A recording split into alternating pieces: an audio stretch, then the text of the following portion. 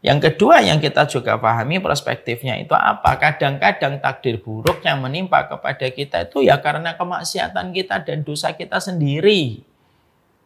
Jadi Allah pun kalau memberikan takdir buruk pada kehidupan kita, jangan buru-buru kita menyalahkan Allah. Naudzubillah min dzalik, sampai kita menjadikan Allah kambing hitam. Ini gara-gara Allah nih gitu. Apakah engkau dan lisanmu tidak pernah membaca surat Asy-Syura ayat yang ke-30 ketika Allah berfirman kepada kita, "Wa ma asabakum min musibatin fabima kasabat aydikum wa ya'fu an katsir." Tidak ada satu musibah yang menimpa kepada kehidupanmu, tidak ada satu musibah yang menimpa pada kehidupanmu kecuali disebabkan dari apa yang kamu lakukan sendiri. Itu pun sebagian besar dari apa yang menjadi dosamu sudah sebagian besar dimaafkan sama Allah. Jadi takdir buruk itu kita yang menciptakan sebabnya. Selamat datang di channel Langkah Iman Istiqomah. Jangan lupa like, komen, dan subscribe. Dan semoga kita semua mendapatkan ilmu yang bermanfaat. Amin. Kita tentunya mengharapkan semoga setiap ilmu yang kita kaji, setiap kajian yang kita dengarkan, setiap khutbah Jumat yang kita dengarkan, menjadikan kita mendapatkan keberkahan pada setiap ilmu yang kita peroleh dan kita dapatkan. Dan salah satu keberkahan ilmu adalah ketika kita memiliki hati dengan karakteristik 4. Yang mana hati dengan 4 karakteristik ini menjadi hati yang diharamkan untuk masuk ke dalam neraka. Semoga kita memiliki sifat hati yang hayyin. Hayyin itu adalah rendah hati dan tidak mudah sombong dengan pencapaian yang telah kita peroleh dan telah kita dapatkan. Kita juga memohon supaya kita mendapatkan keberkahan ilmu, mendapatkan hati kita lin atau layyin, yaitu adalah ketika kita menjadi orang yang begitu luas di dalam kita berinteraksi dan begitu luas di dalam kita bermuamalah. Kita juga berharap mendapatkan hati yang qorib. Qorib itu adalah supel di dalam kita berinteraksi, mudah kita dekat dengan siapapun, dan kita menjadi orang yang memiliki hati yang sahal. Sahal itu memudahkan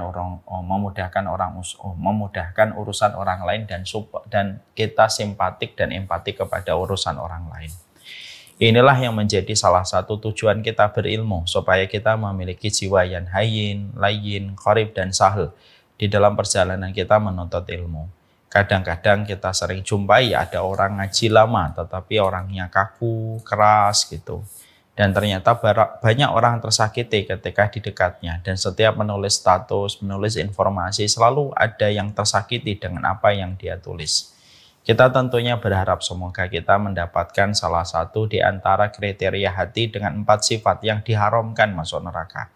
Dan ternyata hati dengan 4 kriteria yang diharamkan masuk neraka itu ternyata tidak mudah. Hati yang senantiasa rendah hati yang senantiasa luas, hati yang senantiasa supel di dalam berinteraksi, dan hati yang senantiasa empati dan simpati memberikan keringanan kepada urusan orang lain. Semoga kita termasuk orang-orang yang mendapatkan 4 perkara itu dalam keberkahan ilmu yang kita dapatkan. Semoga semakin kita ngaji, semakin kita supel. Semakin kita luas, semakin kita memudahkan urusan orang lain, dan semakin tidak menjadi sombong di balik apa yang telah kita pelajari dan apapun yang telah kita dapatkan di dalam perjalanan hidup kita. Inilah keberkahan ilmu, dan semoga kita memiliki sifat hati dengan 4 sifat yang mengharamkan kita sebagai pemiliknya dicemplungkan dan dijebloskan ke dalam penjara neraka. Amin insyaallah. Alhamdulillah, tentunya senantiasa kita bersyukur kepada Allah atas seluruh nikmat yang Allah berikan kepada kita. Bukan syukurnya yang kurang, bukan nikmatnya yang kurang, tetapi syukurnya yang kurang ditambah atas segala apapun yang telah Allah berikan kepada kita. Terkadang di dalam kita menikmati setiap kenikmatan yang Allah anugerahkan di dalam kehidupan kita, manusia itu terkadang memiliki sifat yang kurang baik. Sifat kurang baiknya itu ada 2, ya'udul masaib wa yansa ni'ma rabbih. Sifat yang kurang baik yang melekat pada manusia itu ada 2. Mereka suka menghitung setiap musibah, mereka suka menghitung setiap cobaan yang pernah mereka hadapi dan pernah mereka rasakan. Kita ini akuntan paling handal kalau menghitung setiap musibah dan setiap kesulitan yang kita peroleh di dalam kehidupan. Ini sifat tidak baik manusia yang pertama. Sifat manusia yang tidak baik yang kedua itu apa? Yansani marabbihi, tetapi dia lupa besarnya kenikmatan yang sudah diberikan Allah kepada dirinya. Bukankah kita begitu? Kita ini kalau menghitung musibah, kita detail menghitung setiap musibah yang Allah berikan kepada kita. Berapa kali kita masuk rumah sakit, berapa kali ditipu, berapa kali kita perih hatinya dan terluka. Kita bisa menyebutkan detail. Tapi kita terkadang lupa bagaimana menyebutkan besarnya nikmat yang sudah Allah berikan kepada kita. Kita ini akuntan paling handal ketika menghitung setiap musibah, tetapi amnesia ketika sudah bicara tentang kenikmatan. Inilah yang menjadikan kita betul-betul memberikan komitmen tingkat tinggi. Bagaimana kita berusaha betul. Kita menjadi akuntan paling handal untuk menghitung setiap nikmat yang Allah berikan kepada kita. Dan semoga pula kita termasuk orang-orang yang amnesia terhadap setiap musibah dan setiap ujian yang Allah telah berikan pada kehidupan kita. Karena ujian dan musibah hanyalah seujung kuku. Adapun nikmat yang Allah berikan kepada kita, itu seluas samudra. Begitu banyak yang tidak terhitung oleh kita. Semoga kita menjadi orang yang mudah untuk menghitung setiap nikmat, melupakan setiap kesulitan yang Allah berikan kepada kita, karena kita fokus kepada nikmat besar yang Allah berikan di dalam kehidupan kita. Semoga Allah memberikan hati kita, hati yang mudah bersyukur kepadanya di dalam setiap urusan kehidupan kita, supaya kita menjadi hamba yang mudah bersyukur. Jangan banyak melihat pencapaian kehidupan orang lain. Dan syukurilah apa yang sudah Allah berikan, bahwasanya apa yang Allah berikan kepada kita itu melalui takaran yang terbaik. Inilah yang menjadikan kita bersyukur dan semoga kita menjadi orang yang beriman. Dan salah satu sifat orang yang beriman, mereka selalu menghadirkan alasan bagaimana mereka bersyukur kepada Allah dalam setiap perkara yang ada pada kehidupannya. Amin insyaallah. Sebelum saya menyampaikan panjang lebar tentang bagaimana manajemen kita di dalam penerimaan takdir, karena ini merupakan kajian bab yang kedua, dan saya agak sedikit lupa berapa pekan lalu atau berapa bulan yang lalu kita telah membahas pertemuan yang pertama. Part yang pertama adalah bagaimana kita ketika menghadapi takdir buruk yang menimpa pada kehidupan kita. Sebelum kita bicara secara spesifik tentang materi itu, saya ingin menyampaikan tentang sebuah pertanyaan. Apa bedanya jasad yang sakit dan apa bedanya dengan hati yang sakit? Ini pertanyaan yang cukup mengulik dan ini ada kaitannya dengan materi yang nanti kita sampaikan. Banyak di antara kita paham fisik yang sakit. Tentunya kita paham semuanya. Terkadang fisik kita mengalami sakit. Kita juga paham yang namanya hati yang sakit. Tapi yang menjadi pertanyaan kita untuk kita ulik adalah apa bedanya antara hati yang sakit dengan fisik yang sakit. Kalau kita agak bingung untuk menjawab pertanyaan ini, maka saya mencoba membantu untuk mengingatkan diri saya dan kita semuanya bahwasanya jasad yang sakit kita maklum, kita tahu. Fisik yang sakit kita maklum, kita tahu. Tapi kita harus paham ada 4 perbedaan antara hati yang sakit dengan jasad yang sakit. Perbedaan yang pertama adalah sesungguhnya ketika ada hati yang sakit, hati ketika dia semakin sakit maka sesungguhnya Allah yang akan menambahkan sakitnya kalau orang yang sakit hatinya tidak waspada dan tidak merasa. Makanya Allah menyampaikan kepada kita fi qulubihim maradun fazadahumullahu marada. Di dalam hatinya orang munafik itu ada penyakitnya dan Allah yang menambahkan penyakit itu sampai akhirnya hati orang munafik itu mati dan tidak lagi berfungsi. Ini yang pertama, bahwasanya hati yang sakit itu Allah akan menambahkan penyakit kepada hati yang sakit dan ternyata bisa berakibat kepada sesuatu yang fatal, yaitu adalah kematian. Beda dengan fisik yang sakit. Fisik yang sakit itu terkadang Allah menyembuhkannya dan Allah memberikan kesehatan, memberikan afiat kepadanya. Berapa banyak orang terkena kanker, terkena penyakit-penyakit lumayan berat, tapi akhirnya Allah memberikan kepadanya kesembuhan. Setelah dia berikhtiar, ketika dia berdoa, Allah mengijabah doanya dan Allah memberikan kepadanya kesehatan. Maka di situ ada perbedaan yang pertama. Hatimu yang sakit kalau tidak segera diperbaiki menyebabkan kita akan ditambah sakitnya pada hati kita dan menyebabkan kematian fatal pada hati kita.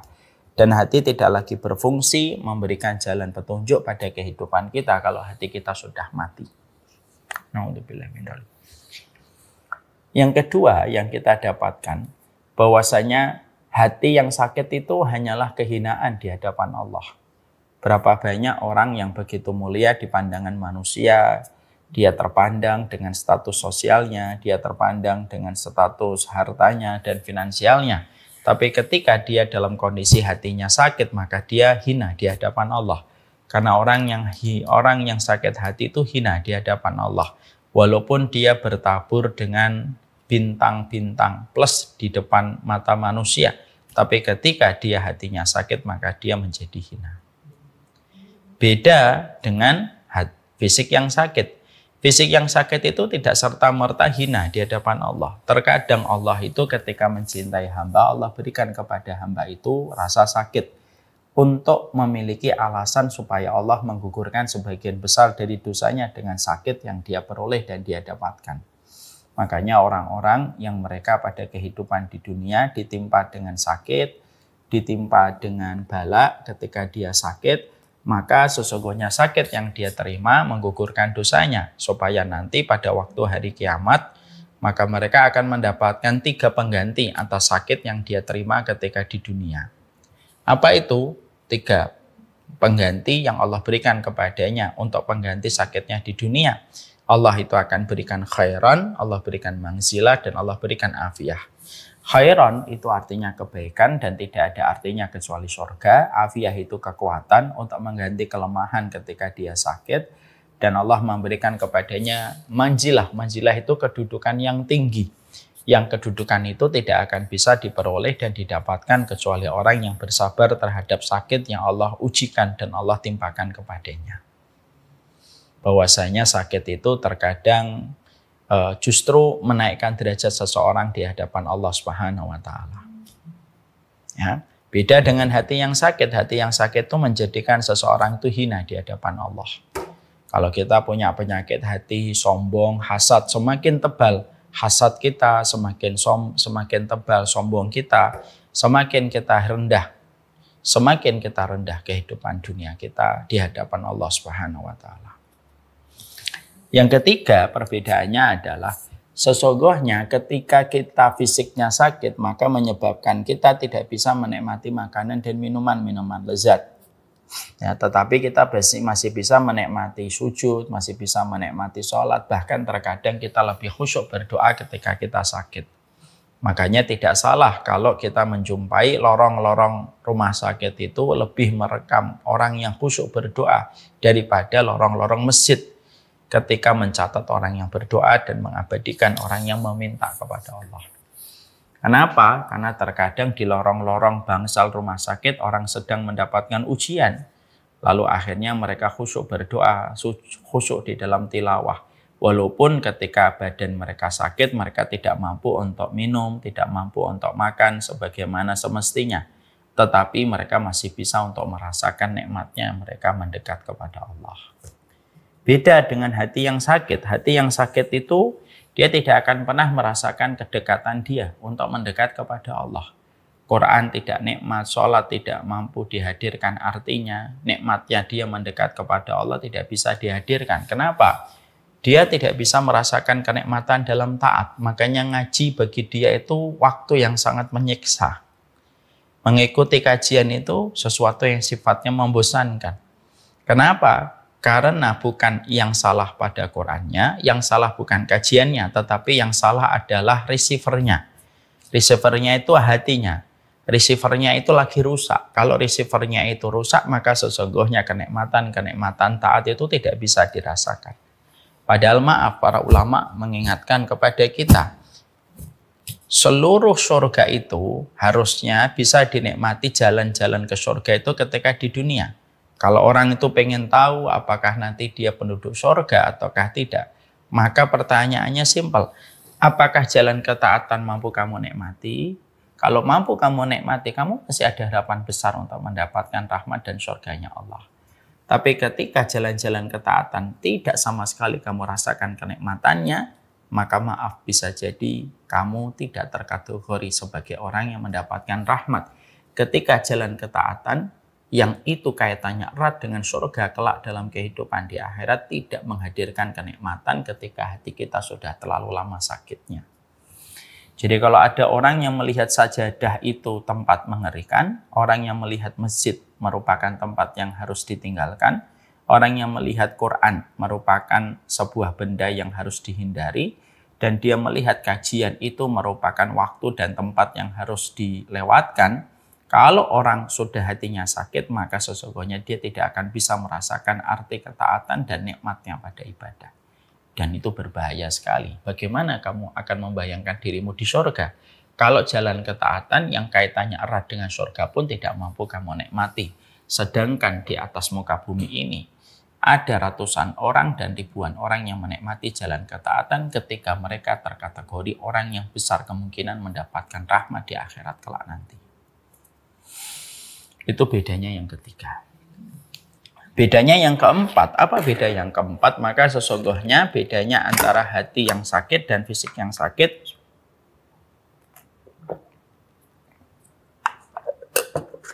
Yang keempat apa Ustaz?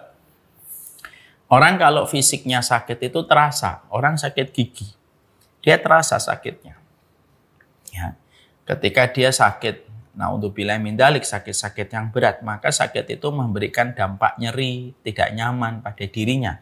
Sehingga akhirnya orang biasanya berikhtiar untuk bisa mendapatkan kesembuhan supaya dia bisa beraktivitas kembali. Tapi, maaf, hati yang sakit itu berbeda. Ada orang yang hatinya sakit itu mereka tidak merasa. Makanya kalau orang itu sudah hatinya sakit, ketika mereka melakukan kerusakan saja, mereka tidak pernah merasa kalau diri mereka melakukan kerusakan. Kayak Yahudi. Wa idza qila lahum la tufsidu fil ardi qalu innama nahnu muslihun. Kalau dikatakan kepada orang Yahudi ataupun orang-orang yang sakit hatinya, jangan berbuat kerusakan dong. Mereka tidak merasa kalau mereka berbuat kerusakan. Karena apa? Parameter mereka untuk melihat sesuatu itu sudah rusak. Receivernya sudah rusak. Terus view-nya juga sudah rusak. Sehingga akhirnya ketika mereka melakukan kerusakan, mereka tidak merasa kalau mereka melakukan kerusakan. Dan mereka berkata, loh yang kami lakukan ini perbaikan loh. Padahal versi yang benar itu mereka melakukan kerusakan. Nah itulah dampak buruk ketika kita mendapati hati kita yang sakit. Dan itu lebih menghinakan daripada fisik yang sakit. Bisa jadi ada seseorang di antara kita fisiknya sakit. Tapi ketika fisiknya sakit dia mendapatkan kemuliaan. Dia mendapatkan keberkahan. Dia akhirnya kembali kepada Allah. Akhirnya dia dekat kepada Allah. Tapi ketika orang itu hatinya sudah sakit. Orang kalau sudah hatinya sakit tidak ada yang dia dapatkan kecuali kehinaan demi kehinaan, bahkan ketaatan tidak bisa dia nikmati, bahkan rasa sakit yang ada pada hatinya tidak bisa dirasakan hatinya lagi dalam kondisi sakit. Sehingga akhirnya poin yang keempat akan relate dengan poin yang pertama. Ketika yang hatinya sakit tidak merasa hatinya sakit, maka sakitnya terus ditambah sampai akhirnya fatal ketika hatinya mati. Kita paham ya, hati yang sakit, jasad yang sakit bedanya 4. Setelah kita memahami bahwasanya hati yang sakit dan fisik yang sakit ternyata begitu buruknya dan betapa hinanya hati yang sakit, ini ada kaitannya dengan takdir yang menjadi pokok pembahasan kita pada kesempatan hari ini. Apa itu korelasi antara hati yang sakit dengan takdir? Para ulama mengatakan dan membuat sebuah bridging. Bahwasanya ternyata salah satu sebab yang biasanya menjadikan hati manusia itu sakit, lalu pelakunya tidak merasa padahal dia sudah betul-betul sakit adalah ketika dia salah memahami konsep takdir, terutama ketika dia membaca takdir-takdir berat, ketika dia tertimpa dengan takdir-takdir sulit yang terjadi pada hidupnya dan takdir pahit yang harus dia rasakan di dalam hidupnya. Ketidakmampuan iman dan ketidakmampuan ilmu ataupun kebodohan yang dimiliki manusia ketika dia tidak mampu membaca takdir, itu akan menyebabkan banyaknya rusaknya kehidupan hati manusia dan bahkan bisa menyebabkan kufurnya manusia kepada jalan Allah. Banyak orang yang suudzon kepada Allah, banyak orang yang berburuk sangka kepada Allah, banyak orang yang menggugat Allah, dan bahkan tidak sedikit orang yang akhirnya keluar dari agama Allah hanya karena dia tidak mampu memiliki kepiawaian di dalam membaca takdir buruk ataupun takdir sulit yang terjadi pada hidupnya.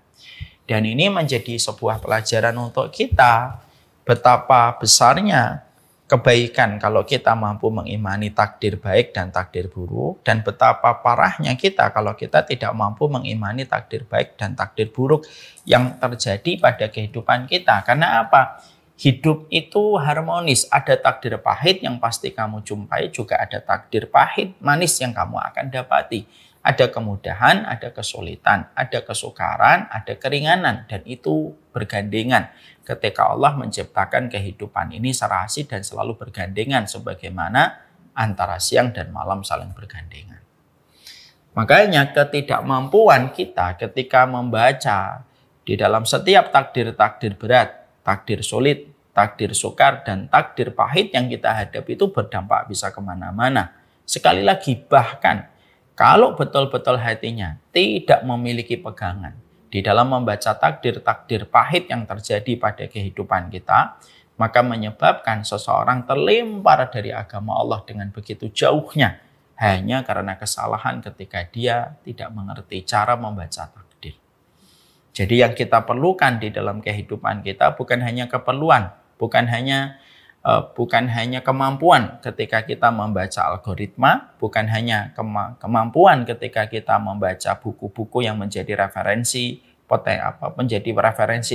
profesi kita, tapi yang kita butuhkan adalah kita harus mengasah hati kita harus mengasah mata kita harus mengasah pikiran kita.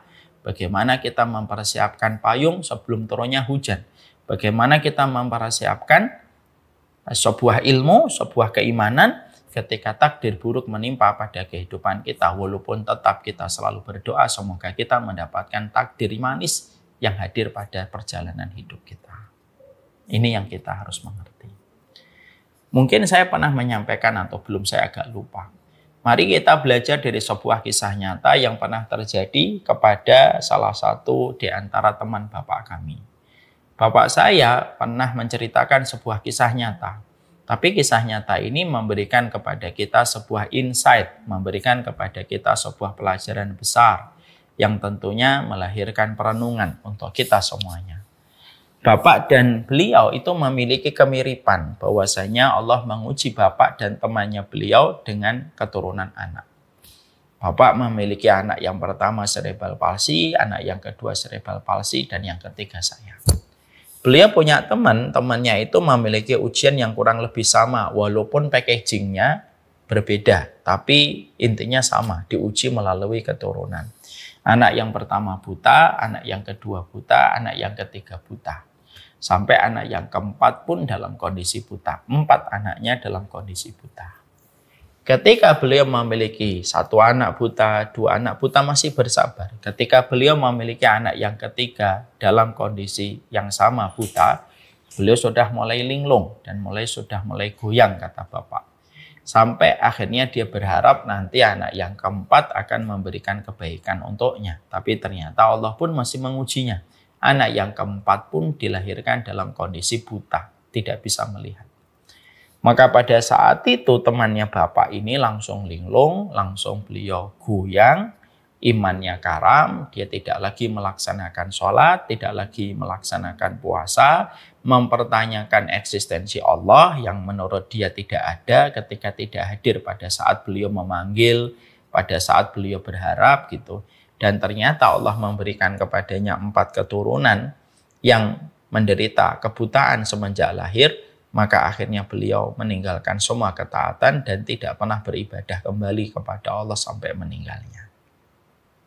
Kisah bapak ini sering sekali diceritakan kepada saya supaya saya itu memiliki sebuah cara pandang bahwasanya memahami takdir itu penting, nak.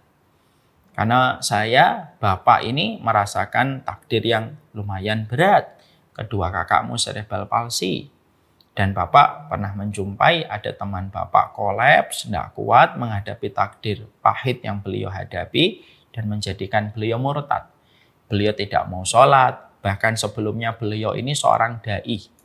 Ketika beliau mendapati satu persatu keturunannya semacam itu, ketika diberikan keterbatasan dalam penglihatan, maka beliau tidak sholat, demonstratif untuk memperlihatkan kalau dirinya tidak lagi beribadah dan beriman kepada Allah. Mendatangi beberapa jamaahnya dan berkata kepada beberapa jamaahnya, ngapain kamu beribadah? Allah itu tidak ada. Saya sebagai saksi, Allah itu tidak ada. Kalau Allah tidak ada, kalau Allah ada, tidak mungkin Allah memberikan kepadaku keturunan empat-empatnya buta pada kehidupanku. Memberikan kepada kita, Masya Allah ya. Ternyata masalah membaca takdir itu penting dan tidak salah kalau artinya masalah mengimani takdir itu termasuk persoalan yang disebut sebagai pokok keimanan.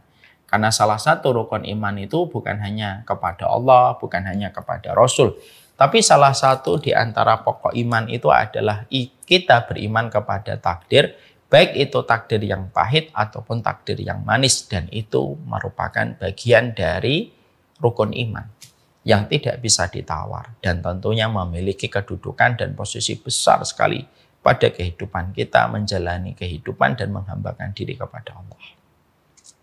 Ya. Jadi kalau orang itu sakit hatinya, salah satu pemicu dan faktor yang menyebabkan orang itu sakit hatinya itu apa? Ketidakmampuan ketika membaca takdir. Ya. Sekarang kita akan review kembali. Kemarin kita sudah membahas bahwasanya konsep di dalam penerimaan takdir itu setidaknya ada dua bagian yang telah kita bahas. Yang pertama, yang kita bahas itu setidaknya ada 3 poin. Bahwasanya takdir itu datang dari Allah Subhanahu wa Ta'ala. Bahwasanya takdir itu datang dari Allah yang maha cinta, yang maha kasih sayang, yang maha hikmah, yang maha teliti, yang maha alim, dan seluruh kesempurnaan yang dimiliki olehnya sampai akhirnya menetapkan takaran takdir yang terjadi pada kehidupan kita. Tidak ada takdir yang lahir karena kebodohan, tidak ada takdir yang lahir karena kekeliruan, dan tidak ada takdir yang lahir dari kesembronoan. Keputusan manusia cenderung banyak kurangnya. Karena apa? Saya mungkin pintar, tapi saya mungkin tidak ahlul hikmah. Ada teman saya mungkin ahlul hikmah, tapi mungkin dia tidak penuh kasih sayang. Ada teman saya penuh kasih sayang, mungkin tetapi tidak teliti. Itu kalau makhluk. Tetapi ketika kita membicarakan takdir, takdir itu produk dari Allah dan produk dari Allah itu datang dari zat yang sempurna. Allah maha kasih sayang, Allah maha penyayang, Allah maha rahman, Allah maha teliti, Allah maha alim, Allah maha bijak, Allah maha bijaksana, semuanya. Kesempurnaan itu jadilah satu produk yang ada pada kehidupan manusia. Karena apa? Tidak ada produk Allah yang gagal dan tidak ada produk Allah yang cacat. Tidak ada produk Allah yang cacat. Kalau ada manusia sampai mengatakan, ini gimana sih takdirnya kok begini? Kalau kita menyalahkan Allah di dalam produk takdir yang Allah gariskan di dalam kehidupan kita, pertanyaan kita cukup simpel untuk membalik dan memberikan feedback dan respon. Kalau Allah kita tuduh tidak becus, terus siapa yang becus di atas muka bumi ini? Kalau Allah sebagai pencipta pun kita tuduh sebagai zat yang tidak becus. Ketika Allah memiliki kekuasaan untuk menetapkan setiap takdir dan produk yang berjalan dalam setiap kehidupan kita. Ini harus kita imani dan ini termasuk perkara tauhid. Ini perkara pokok. Yang mau tidak mau, suka tidak suka, kita harus menerima perkara pokok. Ini yang pertama. Yang kedua yang sudah kita hadirkan yaitu adalah takdir itu selalu memiliki hikmah, pelajaran yang Allah berikan kepada kehidupan kita. Pasti ada hikmahnya. Yang pasti Allah berikan di dalam kehidupan kita. Dan kita wajib beriman bahwasanya setiap takdir itu selalu beriringan dengan hikmah. Kadang-kadang manusia ketika mereka sembrono, ketika mereka terburu-buru, mereka tergesa-gesa, kadang-kadang ketika menghadapi satu takdir yang buruk, mereka lupa bahwasanya takdir buruk sekalipun pasti ada hikmah. Pasti ada hikmah yang Allah berikan pada kehidupannya. Dan kita harus berusaha untuk menunggu setiap hikmah itu datang di dalam kehidupan kita. Ada satu kisah yang bagus sekali, ya, bahwasanya pasti ada hikmah dalam setiap peristiwa yang terjadi pada kehidupan kita. Saya ambilkan sebuah contoh. Ada salah satu kisah nyata yang saya baca. Ada seseorang yang bernama Bapak Sony Setiawan. Bapak Sony Setiawan ini pada tahun 2018 tercatat namanya sebagai penumpang Lion Air JT6110. Masih ingat pesawat ini? Pesawat ini mengalami kecelakaan tragis. Bapak Sony Setiawan ini ketika beliau harusnya menjadi penumpang pada Lion ini, ternyata beliau terlambat dan ditinggal oleh pesawat. Beliau marah, beliau geram, beliau kesal ketika beliau tidak mampu menjangkau pesawat pada waktunya dan pada jadwalnya. Dan beliau harus merelakan pesawat itu pergi dan merelakan uangnya yang telah dia habiskan untuk membeli tiket. Bapak Sony Setiawan ini baru beberapa saat dia merasa geram, dia merasa sebel dengan kondisi tidak ideal yang beliau temui. Apa yang terjadi? Setelah itu ternyata mendapatkan kabar bahwasanya pesawat Lion Air JT610 itu hilang dari radar.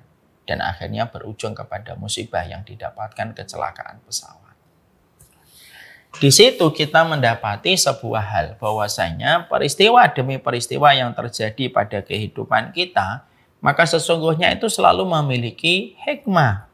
Makanya kita harus memahami hikmah itu tidak lepas dari penetapan takdir yang Allah tetapkan. Karena apa? Karena Allah sudah mensifati dirinya Al-Hakim. Ketika Allah mensifati dirinya Al-Hakim, salah satu konsekuensi dari sifat Al-Hakimnya Allah itu adalah Allah memberikan hikmah dalam setiap peristiwa. Janganlah sifat terburu-burumu, janganlah sifat tergesa-gesaku, itu menjadikan kita melupakan hikmah yang sudah Allah rancang untuk Allah hadirkan di dalam kehidupan kita. Dan kita paham bahwasanya kehidupan setiap takdir itu berjalan dengan hikmah yang pasti Allah berikan pada kehidupan kita. Yang ketiga, bahwasanya Allah itu, takdir itu berjalan sesuai dengan kemahakuasaan Allah. Artinya hak prerogatifnya Allah. Wong Allah itu pencipta kok, kreator, dan kita tidak berhak untuk meributkan sesuatu yang menjadi hak prerogatifnya Allah. Banyak banyak karyawan terkadang tidak berani bertanya kepada direksi atas keputusan satu perusahaan kecuali karyawan itu mengikuti. Kalau kepada pemegang saham ataupun kepada direksi yang telah menetapkan satu keputusan strategis, kamu saja tidak berani bertanya kenapa keputusan itu diambil, karena kamu sadar posisi kamu hanyalah karyawan kecil.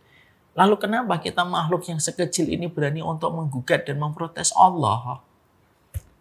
Kenapa kita berani untuk menggugat dan memprotes Allah Subhanahu wa taala?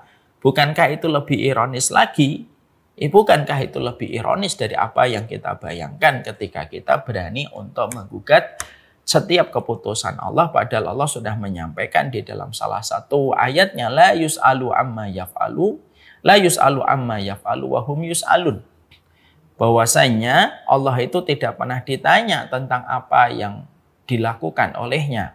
Tetapi sesungguhnya kitalah yang akan ditanya oleh Allah dan dihisap oleh Allah dalam kehidupan kelak kita di akhirat. Ini merupakan perkara yang kita harus paham. Jadi 3 hal. Ada 3 insight, ada 3 perspektif. Allah itu yang menetapkan produk, dan takdir itu produknya Allah, dan tidak ada produk yang gagal. Kalau Allah menetapkan produk gagal, terus gimana kita makhluknya? Yang kedua, selalu berjalan dengan hikmah. Yang ketiga, itu kemahakuasaan Allah. Dan kita harus paham, kita harus sadar posisi. Karena sadar posisi itu penting pada perjalanan hidup kita ketika kita menjadi makhluknya Allah. Biasanya manusia bejat itu manusia yang tidak pernah sadar posisi ketika dia menjadi hamba dan makhluknya Allah. Paham ya sampai di sini? Kita kemarin juga membahas bahwasanya setelah kita memahami ini ada setidaknya dua perkara yang kita harus selalu mengerti. Dua hal yang kita harus mengerti itu apa? Yaitu yang pertama, kita harus paham bahwasanya berdoa itu menjadi salah satu instrumen penting di dalam kita menyikapi setiap takdir yang akan berjalan pada kehidupan kita. Hari ini kita duduk di sini.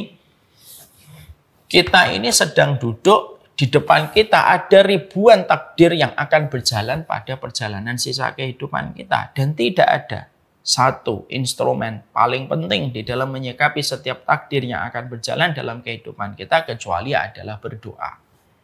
Wa innal bala la yanzilu falayatalaqahu ad-du'a. Rasulullah menyampaikan bala itu akan senantiasa turun dan tidak ada satupun yang mampu menghadapi setiap bala yang akan turun pada kehidupanmu kecuali adalah doa. Artinya doa itu penting sekali untuk dihadirkan dan jangan pernah kita lelah di dalam berdoa karena Allah tidak lelah memberi dan Allah tidak lelah memberi perlindungan. Yang kedua yang kita juga pahami perspektifnya itu apa? Kadang-kadang takdir buruk yang menimpa kepada kita itu ya karena kemaksiatan kita dan dosa kita sendiri. Jadi Allah pun kalau memberikan takdir buruk pada kehidupan kita, jangan buru-buru kita menyalahkan Allah. Naudzubillah min dzalik sampai kita menjadikan Allah kambing hitam.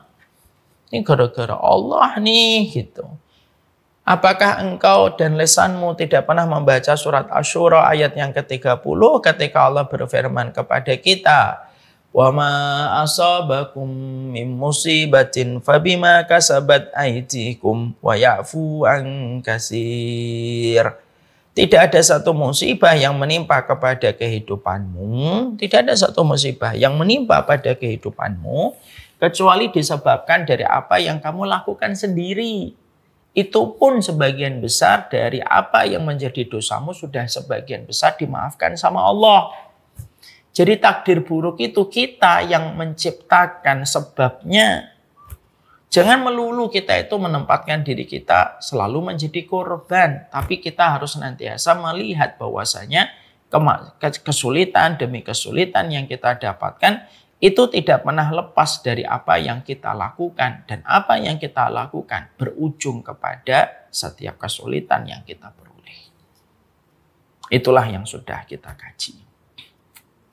Sekarang mari kita membahas setidaknya ada 6 hal. Ada 6 perkara yang kita harus mengerti secara ilmu. Bagaimana manajemen kita, terutama ketika kita harus berhadapan dengan takdir buruk yang sedang menimpa pada kehidupan kita. Ketika kita mendapatkan beratnya perpisahan, ketika kita mendapatkan kesulitan, ketika mendapatkan rasa sakit yang datang, dan ketika kita mendapatkan kesedihan yang kita rasakan menggigit hati kita dan menggores jiwa kita. Apa yang harus kita lakukan ketika kita mendapati takdir-takdir buruk itu terjadi pada kehidupan kita? Karena takdir buruk terkadang tidak bisa kita hindari. Dan saya tadi mengatakan takdir buruk itu silih berganti datang pada kehidupan kita sebagai bagian dari harmonisasi kehidupan. Selayak siang ada malam, selayak langit ada bumi, selayak air ada api, selayak takdir pahit selalu ada takdir manis. Ataupun selayak takdir yang manis ada takdir yang pahit yang ada pada kehidupan kita. Lalu apa yang kita lakukan? Memberikan kemampuan pada hati dan jiwa kita sebagai salah satu receiver untuk membaca setiap takdir. Maka yang kita lakukan adalah kita harus melakukan manajemen kepada hati sebagai receiver ketika menghadapi sebuah takdir ketika datang pada kehidupan kita. Terutama ketika takdir yang berjalan kehidupan kita itu takdir yang tidak sesuai dengan apa yang kita mau. Ya. Ketika takdir itu berjalan tidak sesuai dengan apa yang kita mau. Apa 6 perkara itu? 6 perkara itu para ulama mengatakan yang pertama yang harus kita lakukan dan harus kita mengerti Dalam manajemen hati kita di dalam membaca takdir, selain tadi kita membahas 3 perspektif yang disampaikan Imam Ibnu Qayyim, 2 pernak-pernik tentang masalah takdir yang sudah kita bahas, maka yang kita lakukan itu ada 6. Yang pertama, berlatih-latihlah untuk sabar di ruang tunggu. Pada perjalanan hidup kita sampai Allah itu berikan kepada kita takdir yang manis setelah kita mendapatkan takdir yang buruk. Fa inna ma'al usri yusra, inna ma'al usri yusra. Bukankah di dalam 2 ayat ini pada surat Al-Insyirah Allah menyebut 1 kesulitan tetapi Allah menyebut 2 kemudahan. Karena Allah itu sifatnya memudahkan. Kalau Allah itu tidak bersifat memudahkan, kamu sholatmu dalam safar itu akan dibiarkan menjadi 4. Kalau Allah tidak memudahkan, maka puasamu ketika kamu sakit, kamu tetap harus melaksanakan puasa. Tapi karena Allah itu merupakan zat yang sifatnya memudahkan, ketika kamu safar, dari 4 jadi 2. Ketika kamu sakit, puasamu bisa diqadha pada waktu ketika sudah sehat. 2 contoh itu saja sudah membuktikan secara fix dan confirm Allah itu memudahkan. Berarti salah satu sifat kemudahan Allah pada kehidupan kita itu apa? Allah menetapkan 1 kesulitan, tetapi Allah memberikan 2 kemudahan. Bukankah beratnya seorang wanita beratnya wanita ketika akan melalui proses persalinan, pecahnya ketuban, mengalirnya darah, disusul dengan kebahagiaan yang tidak bisa ditukar dengan apapun. Anak lahir. Bukankah itu memberikan kepada kita bahwasanya setiap perkara itu pasti memberikan takdir yang manis di balik takdir yang pahit. Karena itu harmonisasi dari sifat Allah yang sempurna. Maka kita dalam kehidupan harus melatih kesabaran. Karena memang tidak ada perkara yang paling kita sikapi dalam keimanan kecuali iman itu memang berbanding lurus dengan kesabaran. As-sabru fil iman kama sali ra'si fil jasadi. Kedudukan sabar dalam iman itu sama dengan kedudukan kepala bagi tubuh. Kenapa sih kita harus ngaji Ustaz? Supaya sabar. Kenapa zikir pagi? Sabar. Kenapa kita ini harus dekat sama orang soleh? Supaya kamu sabar. Karena kehidupan ini gelombangnya besar dan tidak ada yang bisa memecahkan gelombang besar pada kehidupan kecuali sifat kesabaran. Jadi kita ini berlatih sabar sebenarnya. Dan Allah itu pasti memudahkan dalam setiap kehidupan kita. Kita hanya menunggu waktu sampai batas waktu yang ditetapkan oleh Allah dan Allah yang menetapkan waktunya supaya kita terasa nikmat ketika nanti mendapatkan kemudahan. Kalau semuanya kita terus-terusan mendapatkan sesuatu dengan instan, lama-lama kualitas kehidupan dan kenikmatan hidup itu hilang. Kalau tiap hari kita musim panen mangga, kita akhirnya tidak bisa menikmati mangga. Kalau tiap hari kita musim rambutan, kita tidak bisa menikmati rambutan nikmatnya. Kalau tiap hari kita menikmati musim kelengkeng, kita tidak bisa lagi menikmati kelengkeng. Kenapa kita bisa menikmati musim mangga? Terutama dulu ketika kita kecil, sebelum banyak rekayasa genetik ya, belum banyak rekayasa buah-buahan. Kita itu merasakan nikmatnya musim mangga. Lalu berhenti, lalu setelah itu menikmati musim rambutan. Karena segala sesuatu ketika ada waktunya itu terasa nikmat. Dan sesungguhnya ditahannya 1 takdir baik yang datang pada kehidupan kita ditahan oleh Allah itu supaya ketika nanti mendapatkan itu terasa nikmat. Bukankah minum itu akan terasa nikmat ketika kita mau menunggu bersabar sampai adzan berkumandang maghrib? Coba kalau saya sekarang tidak puasa, minum kayak gini biasa.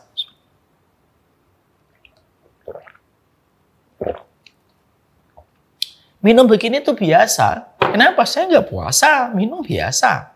Tapi coba kalau saya berpuasa, saya melihat minuman ini saya tahan. Maka ketika berkumandang adzan maghrib, tok Allahu Akbar, Minum 1 teguk, 2 teguk itu nikmatnya. Melebihi minuman jus yang harganya 55.000 di satu coffee shop gitu. Ketika orang yang minum jus itu tidak berpuasa.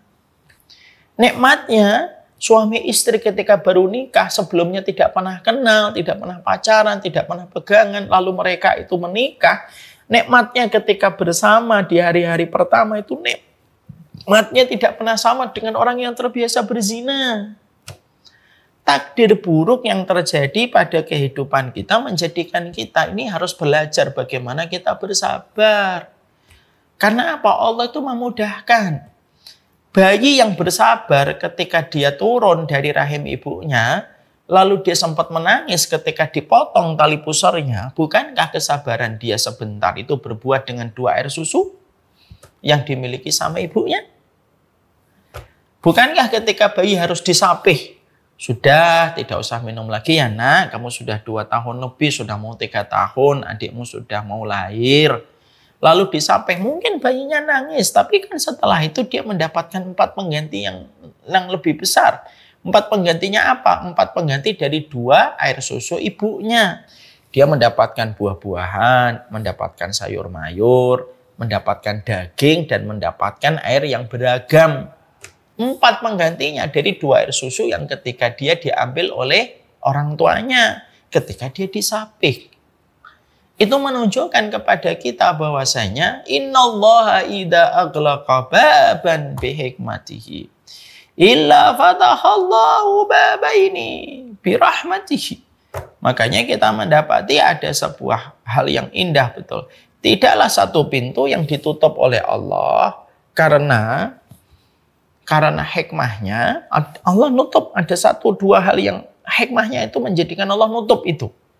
Tapi kemudian Allah ganti dengan pengganti yang lebih baik. Pengganti yang lebih baik itu apa? Penggantinya 2 pintu yang Allah jadikan sebagai pengganti. Karena seni menahan sesuatu ketika kita sedang merasakan berat itu terkadang manis di kemudian hari. Bukankah anak-anak muda yang melawan sifat malasnya, lalu dia bergerak menahan keinginannya untuk makan sembarangan, itu berujung manis ketika dia di masa tua? Ketika masa ototnya terlatih, dia mampu tetap berdiri sholat, dia tetap bisa menemani cucunya, bisa menggendong cucunya ketika umur 60 tahun sekalipun. Kenapa? Dia menjadi pribadi ketika di waktu muda menempa dengan berbagai macam kesulitan. Dia mau bergerak, dia mau olahraga, dia menahan makanan-makanan yang tidak mendatangkan manfaat dan kesehatan untuknya. Allah berikan kepadanya kesehatan maksimal dan efisien ketika dia di masa tua. Itulah hidup. Iman itu berbanding lurus dengan seni tingkat tinggi bersabar terhadap apa yang kita hadapi hari ini supaya kita mendapatkan kebaikan dari apa yang dijanjikan oleh Allah. Dan itu pasti. Itu pasti. Ya memang hidup itu memang sabar. Ya. Makanya kita tidak mungkin menghadapi hidup itu nggak ada sabar. Mungkin ada yang berkata, sabar aja. Ustadz gampang ngomong, ya memang sabar itu dimulai dari ucapan. Berapa banyak seorang anak dari seorang bapak yang bapaknya itu menahan diri untuk tidak gampang marah kepada anaknya, lalu tetap dia bijak menyikapi kesalahan anak, tetap dewasa ketika menyikapi nakalnya anak gitu. Lalu anak itu memiliki alasan untuk tidak pernah ngomong dan tidak pernah marah sama bapaknya ketika bapaknya sudah tua. Kama tadinu tudanu, sebagaimana kamu memperlakukan, sebagaimana itu pula kamu diperlakukan, wahai hamba-hambanya Allah. Jadi seni dalam kehidupan itu simpel, melatih kesabaran kita sebenarnya. Dan kita harus yakin, apa yang kita harus yakini? Surat Ar-Rahman pada ayat 60. Hal jazaa'ul ihsan illal ihsan. Bukankah balasan setiap kebaikan itu pasti kebaikan? Apa kebaikan yang lebih besar daripada sabar? Tidak ada. Tidak ada kebaikan lebih besar daripada sabar. Musa Ustaz, iya. Mana dalilnya? Surat Az-Zumar ayat yang ke-10. Innama yuwaffas sabiruna ajruhum bighairi hisab. Pahalanya orang yang bersabar itu pahalanya diberikan pahala tanpa batasan. Kenapa pahalanya orang sabar itu tidak ada batasannya dan Allah tidak konkretkan apa yang Allah berikan kepada kita? Karena balasan orang yang bersabar begitu berlimpah karena sabar itu berlimpah di hadapan Allah. Karena tidak ada zat yang paling bersabar kecuali Allah. Makanya Allah perintahkan kita untuk sabar. Makanya di dalam satu riwayat disampaikan pula oleh Rasulullah, laisa hunaka syai'un asbar ala adza min Allah. Kamu tidak pernah dapati satu zat, satu Tuhan yang paling sabar kecuali Allah. Gimana Allah tidak sabar? Wa innahum la yu'afihim wa yarzuquhum wa innahum la yad'una lahu waladun. Bagaimana Allah tidak sabar? Allah ngasih rezeki sama manusia, ngasih kehidupan sama manusia, tapi manusia justru membalas Allah dengan panggilan bahwasanya Allah punya anak, padahal Allah disifati punya anak itu merupakan sebutan yang paling Allah murkai di dalam kehidupan di dunia. Jadi ini yang menjadikan kita paham bersabar. Seni melatih kesabaran kita di ruang tunggu. Hidup dalam prosesnya itu seni tingkat tinggi untuk melatih kesabaran kita di ruang tunggu kehidupan.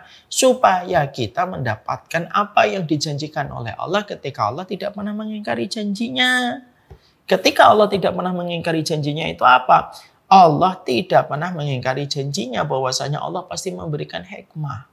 Kalaulah tali pusar seorang bayi diganti dengan 2 air susu, dan tidaklah 2 air susu ketika disapih lalu diganti dengan 4 sebagai penggantinya, tidak mungkin Allah itu membiarkan kepadamu kesulitan tanpa Allah memberikan kemudahan setelahnya. Cuma waktunya Allah yang akan menentukan. Kapan biasanya pertolongan Allah? Ini saya jawab. Pertolongan Allah itu, Pak dan Ibu, tidak ada yang tahu. Yang tahu cuma Allah.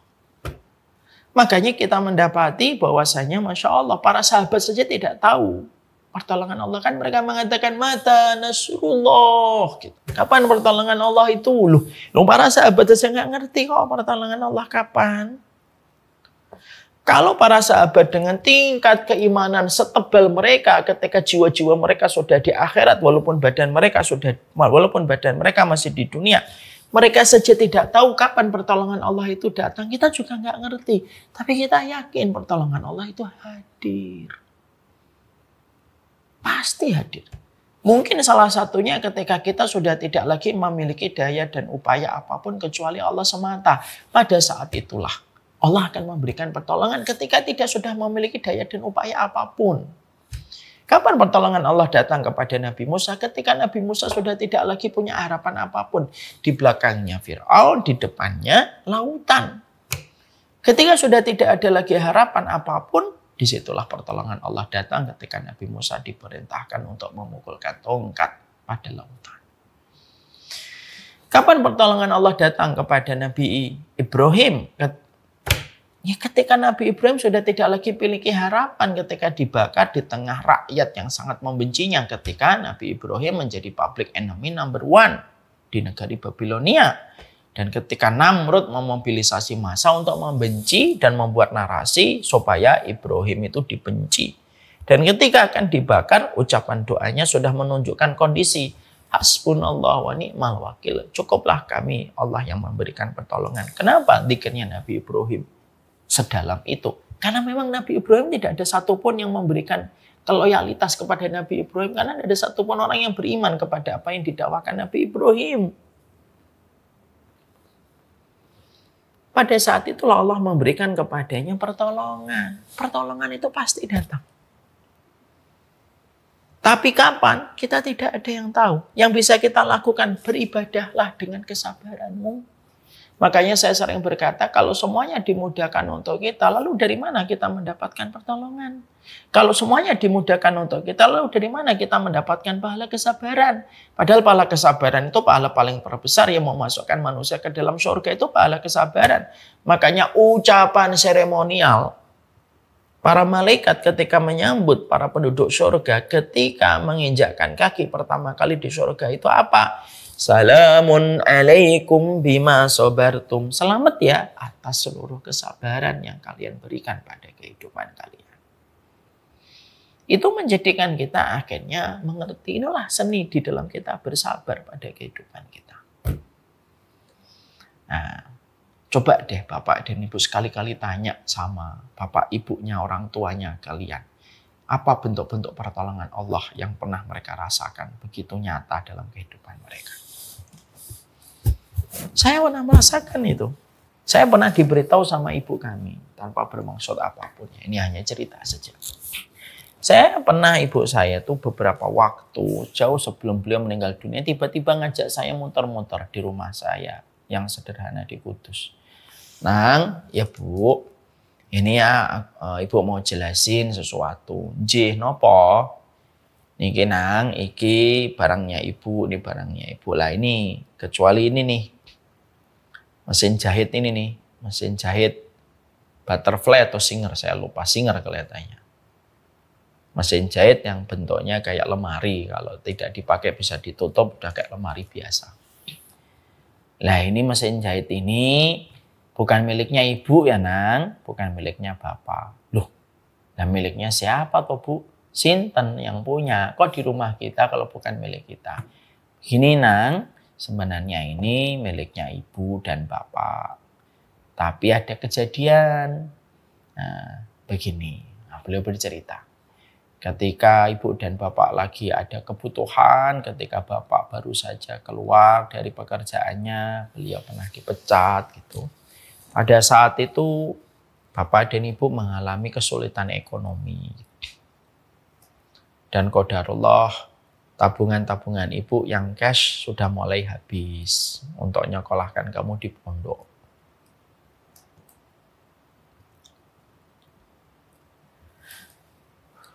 Maka pada saat itu ibu mau jual emas-emas yang ibu punya. Tapi kan jual emas juga nggak gampang nak gitu. Ibu ngobrol dengan bapak itu. Piye ya pak, pripun kalau kita jual apa yang bisa kita jual. Terus bapak sempat ngomong, ya udah jual aja itu mesin jahit piye gitu, lumayan nanti kita bisa punya tabungan sebentar sembari nanti kita cari ikhtiar. Oh iya ya, kan itu mesin jahit sudah lama nggak dipakai ya Pak. Iya, kan sudah lama nggak dipakai itu. Ya sudah, Bapak dan Ibu akhirnya sepakat mau menjual mesin jahit itu. Itu obrolan malam. Dan maaf, itu terjadi sekitar tahun 97-98 ketika kamu di pondok. Yang Ibu dan Bapak bingung adalah ketika pagi harinya Bapakmu pergi. Ibu di rumah, tiba-tiba ada orang ngetok pintu. Dibuka, assalamualaikum, waalaikumsalam, gitu. Ya, ibu sanjange katanya mau jual mesin jahit gitu, Singer. Ibu sempat bingung.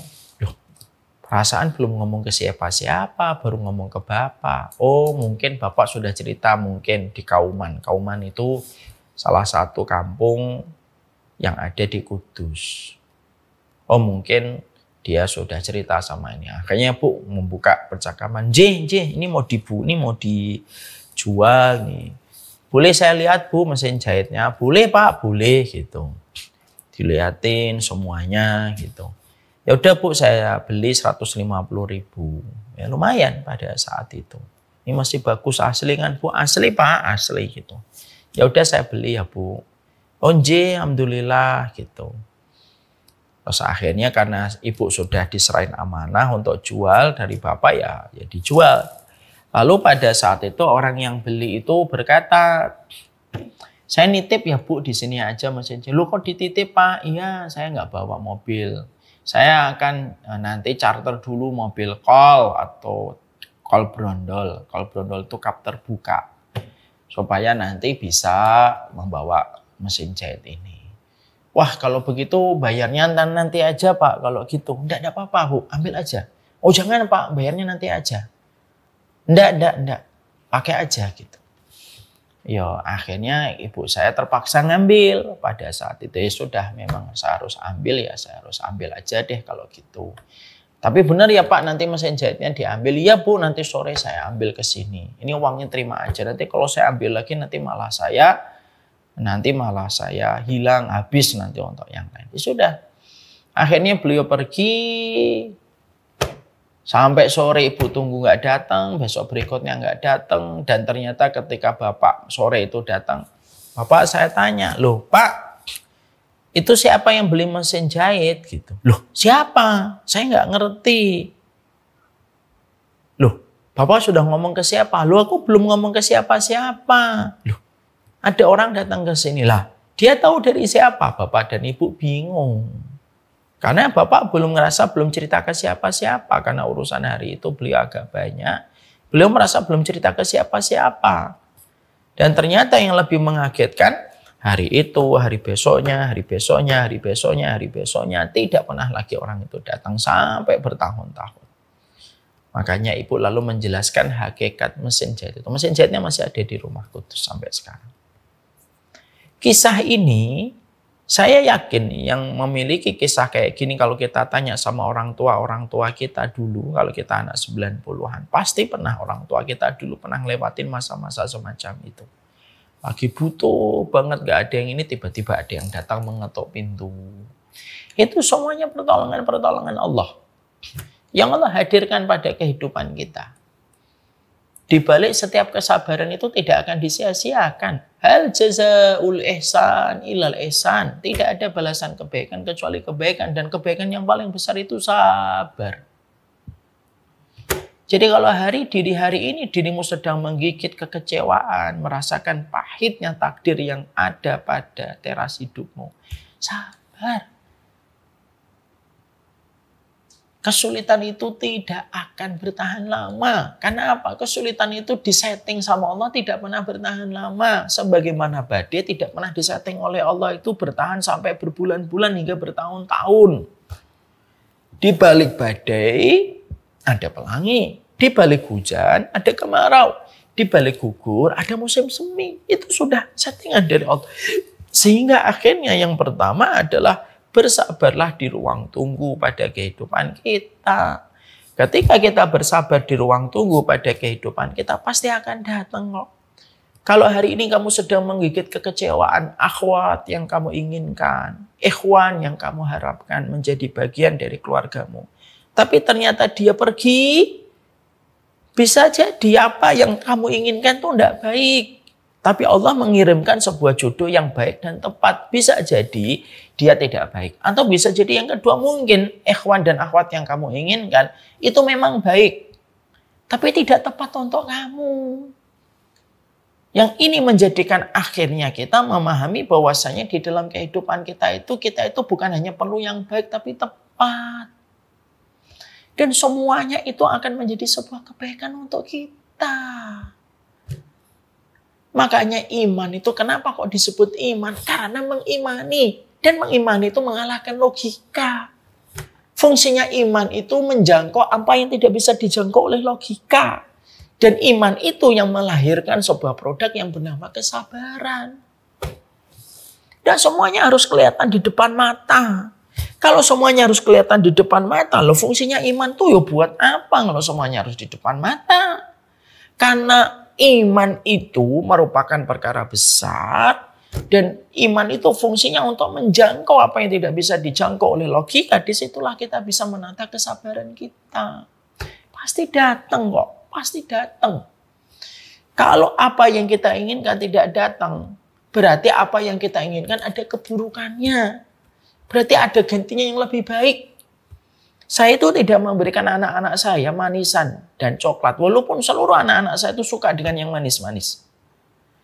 Kalau mereka dikasih gula, dikasih manisan, bisa setiap harinya bisa makan manisan itu sampai 10 kali. Dan saya bisa memberikan mereka manisan itu 1 bungkus. Bagi saya dengan rezeki saya masih bisa memberikan mereka itu manisan 1 bungkus gede gitu. Setiap harinya. Habis nanti beli lagi besok. Dan mereka pastinya senang toh. Mereka mendapatkan manisan 1 bungkus gede kok. Ya pasti mereka senang. Tapi kenapa kok saya tidak memberikan manisan itu kepada anak saya? Saya tidak memberikan manisan itu kepada anak saya karena saya tahu kemanisan itu buruk untuk mereka. Saya menggantinya dengan yang lebih baik. Saya menggantinya dengan makanan-makanan dan minuman yang sehat. Kenapa? Karena begitulah kita diajari. Bersabar itu mendatangkan banyak kebaikan. Nikmatnya air putih tidak akan pernah lahir. Sampai kita bersabar di ruang tunggu menunggu beduk di talu berkumandang adzan.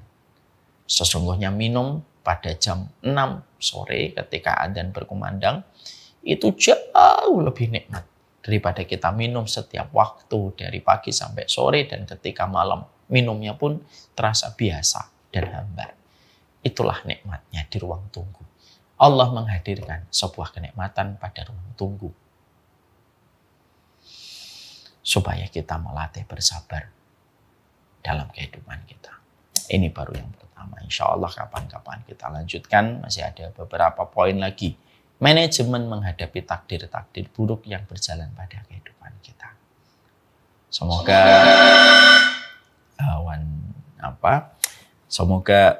apa yang kita pelajari bersama dengan One Icon Dental Clinic ini akan menjadi sebuah keberkahan untuk kita, dan kita harus paham. Inti dari semua kehidupan adalah berlatih bersabar. Tidak ada yang instan selalu merusak. Kenapa makanan instan disebut dengan junk food? Ya karena tidak ada manfaat dan kesehatannya. Begitulah. Takdir itu tidak ada yang instan ketika mengharapkan takdir manis hadir pada kehidupan kita. Wassalamualaikum. Walhamdulillahirrabbilalamin. Saya kira itu, dan doakan kami selalu bersabar